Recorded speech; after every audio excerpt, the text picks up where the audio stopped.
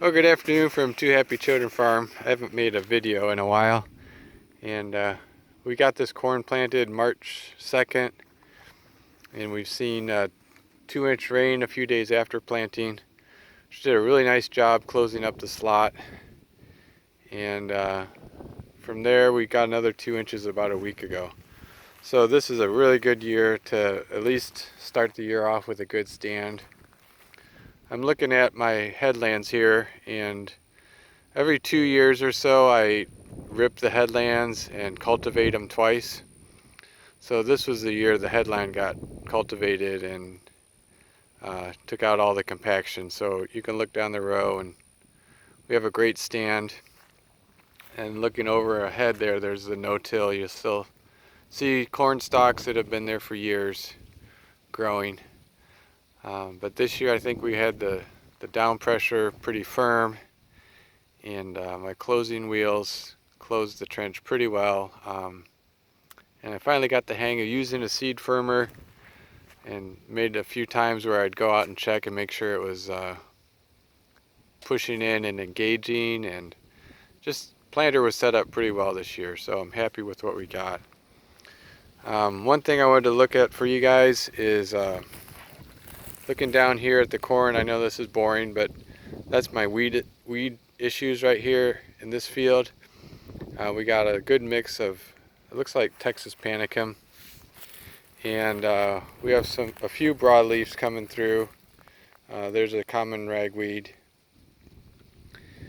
and that's what we're looking at. But I wanted to let you know what we did pre-emerge was on February 8th. So this has been quite a while since the field has been treated, and we're here on I think it's the 28th of March. So that's a pretty good window for carrying us to this far.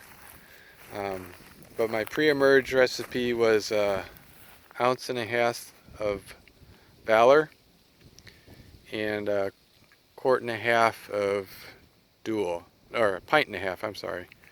So 24 ounces Dual and 1.5 ounces of Valor. So that had the 1-2 combination of broadleaf control with the Valor and grass control with the Dual.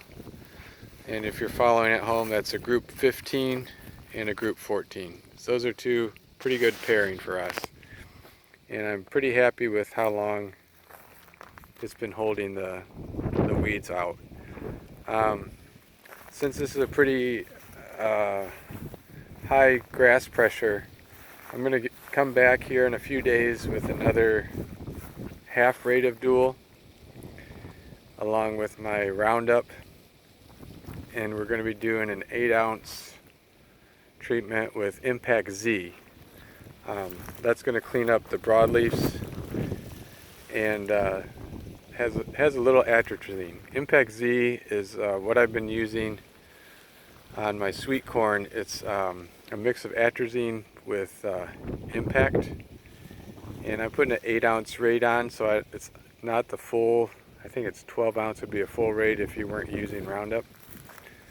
So I know Impact has a good bleaching effect on this grass, and it's got a great impact on these broadleafs, which may or may not react to Roundup. I know my common ragweed would just chew the Roundup up and not even be bothered.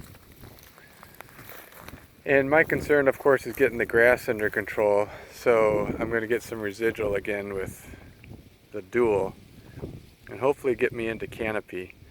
I had good results last year with doing a Dual post-emerge, and you could see to the row where I used it, and it held pretty well, except my problem last year was getting a good canopy because I had a problem getting a good stand. But this year, this is a really good stand.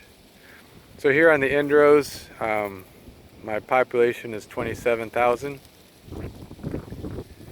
And in the main field, this is my Special Olympics field where we're just struggling to get this thing to start yielding again. So my population in there is 24.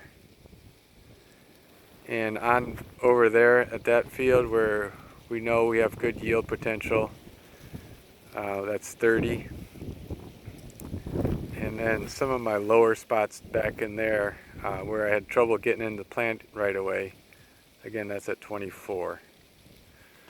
So hopefully the sun keeps shining, the wind dries this out, and we'll be getting our post-emerge spray on. And I'll follow up to see how well these things are keeping the field clean.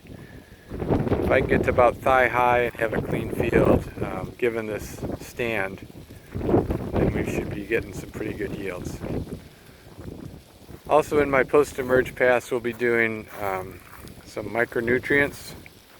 So I have a 5-way blend, and I'm going to be doing a half rate on the Special Olympics field here, and then on my really good yielding field, I know I got better micronutrients availability, and I'll probably be doing a quarter rate there. The reason I'm doing micros, it's not so that I can feed it for the entire crop season.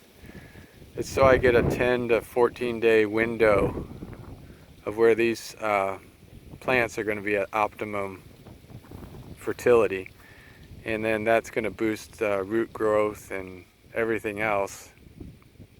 So at least I get that kind of 14-day window of optimum, and then it goes back to normal, and hopefully gets enough boost that it continues on a good path of plant health.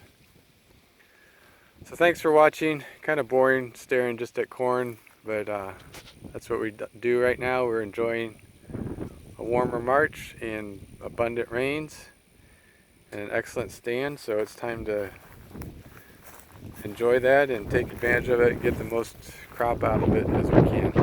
Thanks for watching.